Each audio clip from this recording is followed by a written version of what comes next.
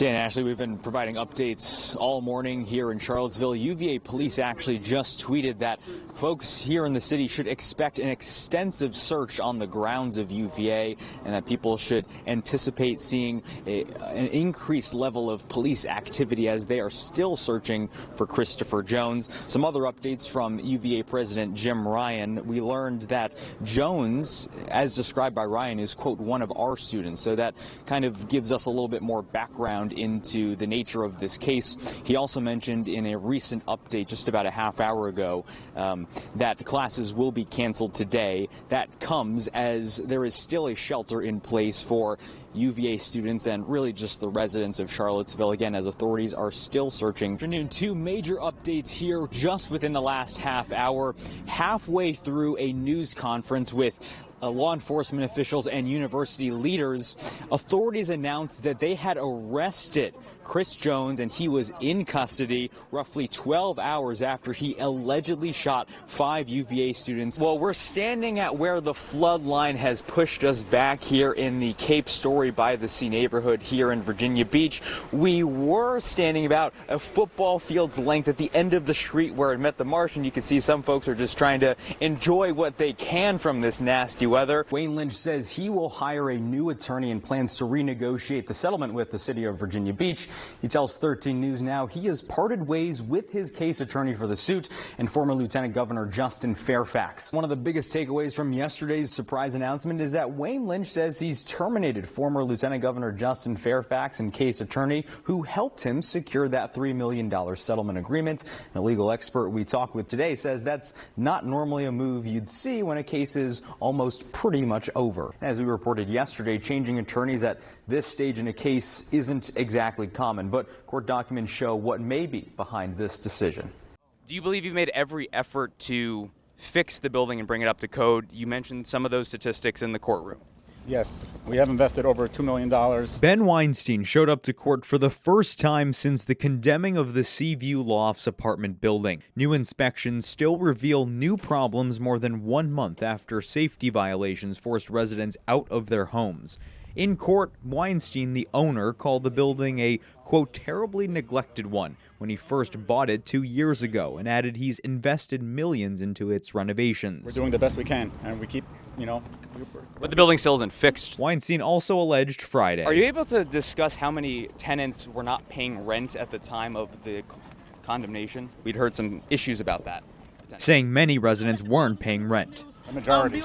On the same day as his first appearance in court, attorneys filed federal and state lawsuits against him. Not a Section 8 housing project. He's received close to $500,000 in government money. The lawsuits filed by attorneys on behalf of dozens of apartment tenants accuse Weinstein of violating both the Virginia Residential Landlord-Tenant Act and the Federal Fair Housing Act. An array of treats inside this Phoebus storefront. Come on in. Might make you feel like a kid in a candy shop. Only these aren't meant for kids. Family and I have a passion for cannabis. If the name Happy Hempo didn't give it away, Danny Edwards sells hemp products in Hampton. But it's one specific product on her shelves that has people curious. Delta 8, it's not regulated right now. There was a lot of confusion by consumers as to what is Delta 8. So what's the deal with Delta 8 and why should you care? To start, it's not exactly marijuana. The cannabis sativa plant can produce both marijuana and hemp. Marijuana has at least a 0.3% level of the chemical Delta 9 THC. Anything below that is hemp. Delta 9 THC is the main psychoactive ingredient that we think about that people say, oh, well, that's going to get me high. So what exactly then is Delta 8? It's a different but related chemical found in the cannabis sativa plant. Psychoactive properties that are the same as or similar to Delta 9 THC. So what's leading researchers like Dr. Michelle Peace at Virginia Commonwealth University to raise concern? First is the way it can be artificially manufactured. That's not it, huh? There are industry professionals that don't care. Synthesized using very strong acids. It is cleaned up using very volatile, oftentimes dangerous solvents. Since Delta 8 is not technically marijuana, it's legal to buy, even though marijuana sales are illegal in Virginia until 2024. Delta 8 products are not approved by the Food and Drug Administration either. The FDA received more than 100 reports of adverse reactions to them in a 15-month window. In her research lab in Richmond, Dr. Peace discovered some products sold in Virginia are not what they claim to be. When we analyzed this honey stick product, we discovered that it had more than 600 milligrams of Delta 8 THC, and it was labeled 45 milligrams of Delta 8. That's more than 8 times the amount of Delta 8 it was supposed to have. That's problematic for consumers not knowing how much they're ingesting or business owners trying to navigate and sell safe products. A lot of companies that are making it, they don't have lab reports. How can you tell if a product is safe or unsafe? That's another issue.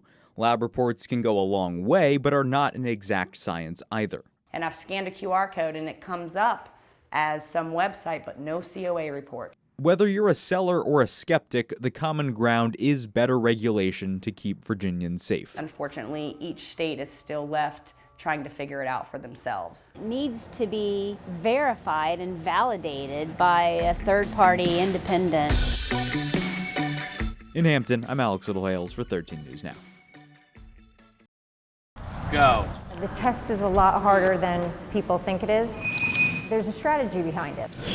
If they want it, it's dedication and it's grit. Do I have what it takes to make the Federal Bureau of Investigation? This is the same physical fitness test conducted for special agent applicants. You can take it an unlimited amount of time in a year, where it used to be after your third time failing, you were out of the application process. The test's 4 exercises come with a catch. And only having a 5-minute break. But I'm still up for the challenge. My goal is a score of 9 points, the same threshold needed for an applicant to go to the FBI Academy in Quantico. First is 1 minute of sit-ups. I managed 40, worth 2 points toward my score. Go. Next, a 300-meter sprint. Across the finish line after 53.6 seconds, good for a total of 0 points. Way too hot out of the gate. I was like, oh, this is fine. It was not fun. Next, push-ups until failure. I did 22, which again counted for 0 points. Go. The last test on the docket is a 1.5-mile run for time, which I soon found out I wasn't prepared for. A lot of pasta last night. I finished my final lap at 12 minutes 59 seconds, which once again counted for 0 points. For people judging my running form, just don't. I know I'm gonna get some comments. In the end, I scored just 2 of the 9 points needed for applicants to move on. So no, I do not have what it takes to be an FBI agent. But with a little more training, maybe my luck would change. Don't say I never went the extra mile, all right? On a story. In Chesapeake, Alex Littlehales for 13 News Now.